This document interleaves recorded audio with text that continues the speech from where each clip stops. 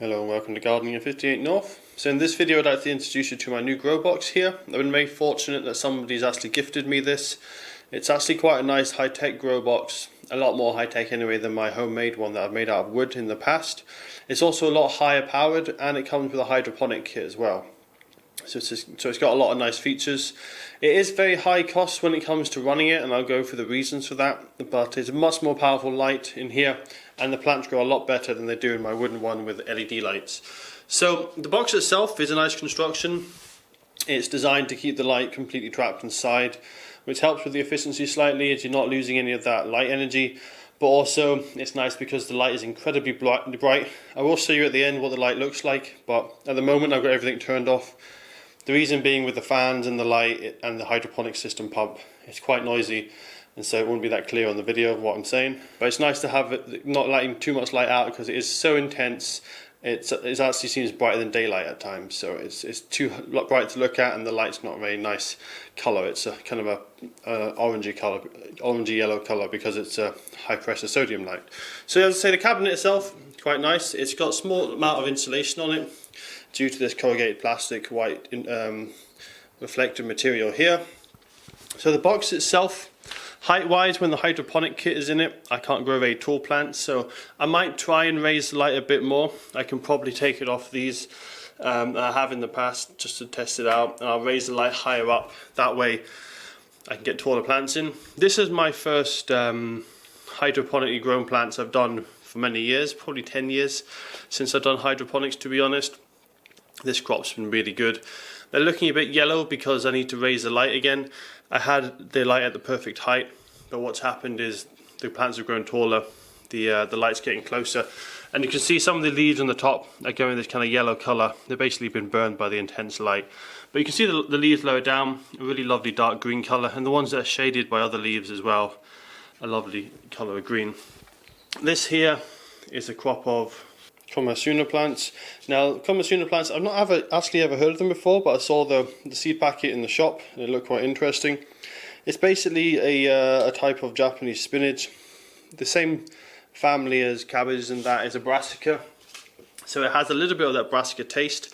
I find when you first eat it, it's a bit like a spinachy, cabbagey taste, but then you get this aftertaste of almost like wasabi or possibly like rocket. It's got like kind of peppery aftertaste to it. So it's quite an unusual flavour, quite nice. It's also quite a strong flavour.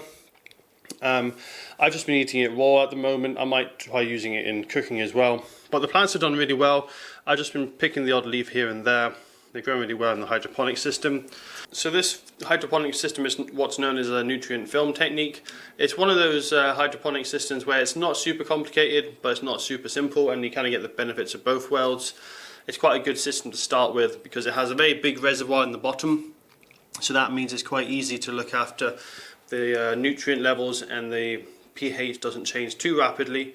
Also, it has a pump which keeps pumping it round, so if you forget about it for a few days, the water will go down, but it's not going to be a complete disaster. You just need to make sure that you check about every 2 or 3 days the nutrient levels, top up the water and check the pH levels. So what it does is it runs the water over a very shallow gradient. That means the roots are constantly submerged and they're growing in a thin film of water. I've got it turned off at the moment, but you can see all the roots here, and they're growing down into the reservoir at the bottom. But in the middle here, this is the main growing area. What they do is a thin layer of water, and the roots are sitting there. The thin layer, the advantage of that is there's plenty of oxygen coming into the system from the air because it's got a big surface area. And because it pumps it in a constant cycle, there's always new fresh nutrients coming into the system from the reservoir, and any excess water at the end of the run goes back into the reservoir, so it just keeps cycling round. And so this system isn't too complicated, apart from you do need a pump, but it's not as complicated as many of the other systems, and it's easy to set up as long as you have a nice level base. So I did have to put a few things underneath just to get the level perfectly, because you do need to make sure that film of water isn't too thick that the water goes stagnant and you don't have a good flow, but isn't too thin that it runs past too quickly and damages the plants because the water is going too fast past the roots, or it's too thin that the plants aren't getting enough of the water. So as I say, this is the first time I've done hydroponics for about 10 years. I've been really happy with the results so far, but I have just started off with a salad crop. I thought I'd just ease myself into it, do something simple and easy. Salad crops are really easy to do. They're not too fussy about light levels or nutrient levels. They're pretty easy plant to grow. These I'll probably have to harvest them more soon. They're getting quite big. I need to start eating them more regularly. Otherwise these are going to go to seed. I'm going to lose the crop. Now these are only about 2 months old, maybe even less than that, probably more like 6 weeks. So they've grown really well, got really big. They grow much faster than I would expect in the soil. That's because it's hydroponics. Hydroponics, you get the best growth possible from your plants. The reason being, they've got unlimited amounts of water. The roots can get as much water as they need. They're constantly submerged in water. They can also get as many nutrients as they need because you keep the nutrients level high enough in the water that they can get as much nutrients as possible, but not too high that it burns the roots. And you also keep the pH absolutely perfect. So hydroponics is a lot more involved than just watering and looking after plants in the soil, but you can get much higher yields because you can keep everything absolutely perfect for the plants. So the way I do that is I test the water regularly with a pH meter. I also check it with an electric conductivity meter. That tells me how much nutrients are in there. And then I just top it up. I have various nutrient solutions that I put in at certain amounts depending how much water I've got. And that just keeps the nutrients at the right level and also keeps the pH at the right level. I can also change the pH up and down. I've got solutions here. So if the pH is too high, I can lower it using pH down. If the pH is too low, I can raise it with this. So I can change the acidity with those two, keep it in the perfect growing situation for these plants. I've just kept this slightly low on the nutrient size, so at 800 parts per million. That's because these are salad plants. If I was to do another type of plant that likes higher nutrients levels, I'd probably go up to 1,000 parts per million. And what these plants are growing in originally is some rock wool. That's just to give them a bit of stability so they don't fall over. Ideally, what I really should have done is transfer them from the small rock wool into these larger rock wool blocks, as these plants are starting to fall over now. But I know these plants aren't going to get massive because they're just salad plants, so I'll keep them in this small rock wool until they're finished. And the next crop I'll probably try some larger plants and I'll put them in the larger rock wool. So what you're supposed to do is you're supposed to put in the smaller plugs into the larger plugs once they get to the correct size. And then they don't have this problem of stability where they start falling over. But these will be doing okay for now. So when it comes to the grow box, when it comes to ventilation and things like that, what's happening is there's a big fan up here, and this is sucking air out of the grow box. So the air comes up through this. So what happens is this end of the tube goes over the light housing, and then there's a gap here. So the air from inside, when it's quite warm, gets sucked through here. That air then flows over the bulb here. The bulb's very hot, helps keep the bulb cool.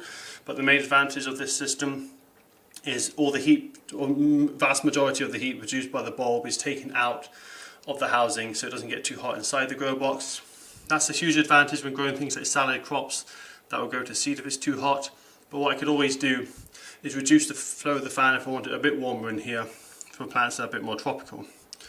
So the bulb itself is a high pressure sodium bulb, which is the most popular, or used to be the most popular way of growing plants hydroponically and growing plants under grow lights. For years this was the only real kind of grow lights there were, until LEDs came in. These were the most powerful and the most efficient type of light. Interestingly, efficiency wise, they're not too far off LEDs. They're certainly not as efficient as LEDs, but if you want a very high intense light, to get that with an LED, you're going to sacrifice a bit of efficiency. So efficiency wise, this isn't too far off a very high power LED, although this is a 400 watt bulb, which is a bit overkill for a box of this size, so I have to keep it a little bit higher than I would some other bulbs. 400 watts is more than enough power for this box, so I can grow whatever I want in here really.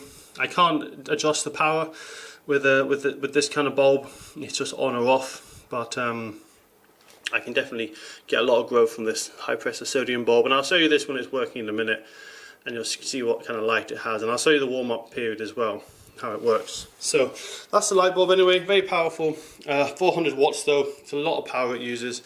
About 30 watts for this, about 5 watts for the pump So it's a high power appliance. So what I tend to do is I have a timer. This comes on in the morning, from first thing in the morning till midday, because I have solar panels which face southeast. So when I'm getting that solar power from the sun, this is giving me free electricity, and so I can run this for very low cost. Come winter, I will have to take some power from the grid, but generally what I'm trying to do is use this mainly when I'm getting power from the solar panels. That way it really keeps the cost down and also keeps carbon emissions down as well. So the bulb itself, when it comes to high pressure sodium bulbs, they have to have a big driver that drives them. What it is there's a high pressure sodium in here, and also there's several other gases like xenon, and there might be neon as well. I'm not an expert when it comes to these bulbs, but what basically happens is it works very similar to a fluorescent bulb. You get a plasma forming, extremely high temperature plasma, but to get that plasma started you need a very high voltage of around 3000 volts. So that's where this driver comes in. This is the thing that powers the light. This is a digital ballast, it's also known as the ballast. This controls the power going to the light and makes sure that the arc is forming correctly. So when this first fires up, it will fire up about 3000 volts or whatever voltage this bulb needs to start the arc. Once the arc is established, it can reduce the voltage down, and it just keeps the voltage at whatever level is needed for that kind of bulb. So you need special electronics. You couldn't just plug that bulb into a normal socket. If you put a normal 240 volts or 120 volts, depending on your country, through a high pressure sodium bulb, chances are you wouldn't get an arc forming because it needs a high voltage to start the arc. Although once the arc is started, it will keep it lit up by itself. And when I show you the startup sequence, you'll notice it kind of goes a blue-white light. That's because that's the xenon and possibly the neon as well starting to excite, and they keep going, getting hotter and hotter.